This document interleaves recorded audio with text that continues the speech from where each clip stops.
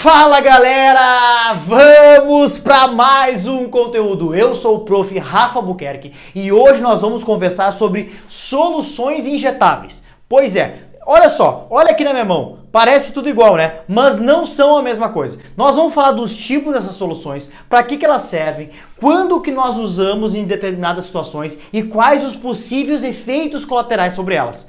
Vem comigo que nós vamos protagonizar na enfermagem e eu vou te mostrar qual é a diferença de cada uma dessas soluções. Vem comigo!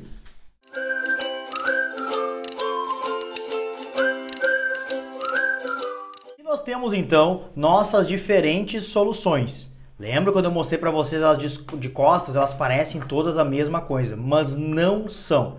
Essa é a importância de nós lermos os rótulos, lermos o que está escrito para a gente saber identificar exatamente a solução que nós vamos usar. Por quê? Porque uma solução errada que eu posso estar usando no momento errado, não diluída, na via errada, eu posso estar cometendo um erro grave e comprometendo a saúde do nosso paciente.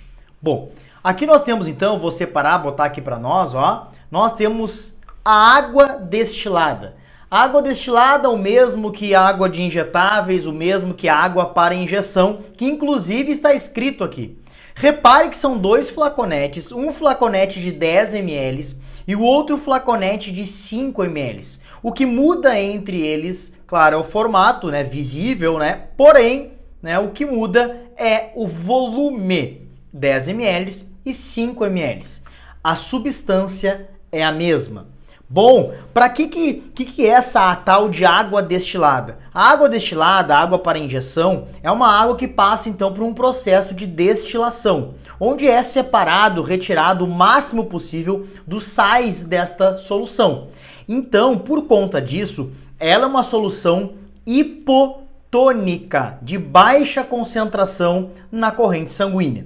É utilizada para reconstituir e diluir medicamentos, porém, atente-se, quando for diluir ou reconstituir medicamentos, atente-se se esses medicamentos são compatíveis com a água destilada.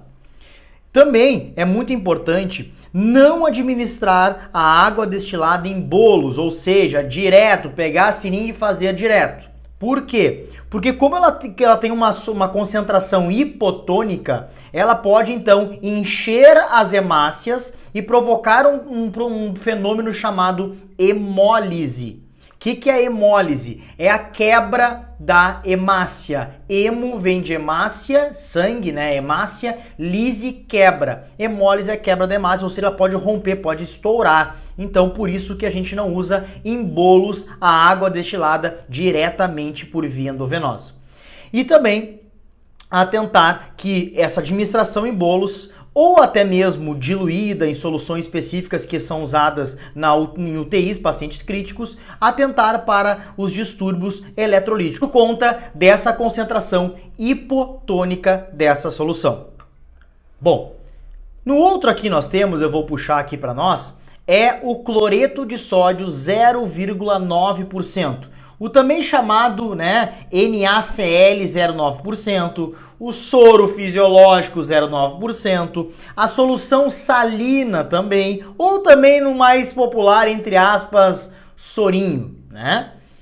O que acontece? Cloreto de sódio 0,9% significa que tem 0,9 gramas de cloreto de sódio em 100 ml. Por que em 100? Porque é por cento. E aí devemos fazer o cálculo para ver quantos gramas de cloreto de sódio vai ter em 10 ml.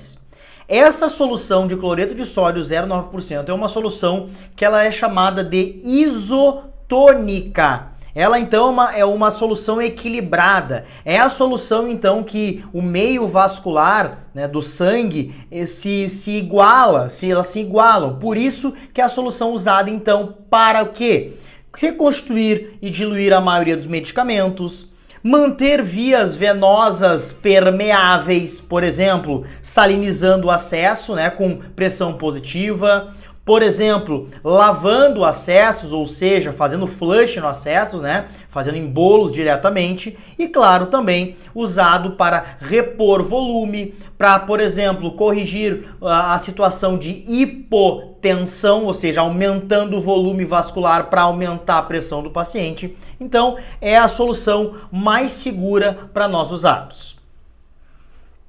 A outra solução que nós temos aqui é o cloreto de sódio 20%. Reparem que é cloreto de sódio igual ao outro que nós estávamos falando. Porém, 20% é uma concentração, diferente de 0,9%. Então é chamado de NaCl 20%, é chamado também de cloreto de sódio 20%, só que ele não pode ser chamado de soro, sorinho, como o outro. Por quê? Porque o outro tem a concentração então isotônica que é normal do sangue no meio endovascular. Agora, essa concentração aqui é uma concentração hipertônica, ou seja, é altamente concentrada. Isso aqui é um eletrólito concentrado, é o NaCl 20%, que é utilizado quando? Em reposições de volemia, com certeza, né? Em casos de desequilíbrios hidroeletrolíticos, ou seja, desequilíbrios de água e eletrólitos, usado então na condição de hiponatremia, ou seja, baixa quantidade de sódio no organismo. É usado também em pacientes que estão em NPO, né, para fazer algum procedimento, por exemplo. Pode ser diluído num próprio soro fisiológico 0,9%, mas também quando pacientes em NPO, diluído em soro glicosado 5%, por exemplo. É utilizado também em choques hipovolêmicos. O que é o choque hipovolêmico? Quando chega uma condição em que o paciente perdeu muito volume de sangue, então para repor, né, essa perda. É usado também nas nutrições parenterais, nas NPTs, para então realizar a produção então da NPT. É sempre importante evitar usar em pacientes que tenham insuficiência renal e também insuficiência cardíaca, certo? E também é importante se atentar para pacientes que já estão em uso de corticoides, que o uso de corticoides concomitantemente com o cloreto de sódio 20% podem ter efeitos colaterais. Alguns efeitos colaterais que nós temos então deste cloreto de sódio 20% são agitação, tremores, convulsões e as chamadas flebites, que são as inflamações então das veias, que podem ser locais ou até mesmo sistêmicas. E o por último que nós temos aqui, sempre lembrando que não são somente essas soluções usadas, nós temos outras soluções, outras concentrações, mas essas são as que normalmente aparecem nos plantões.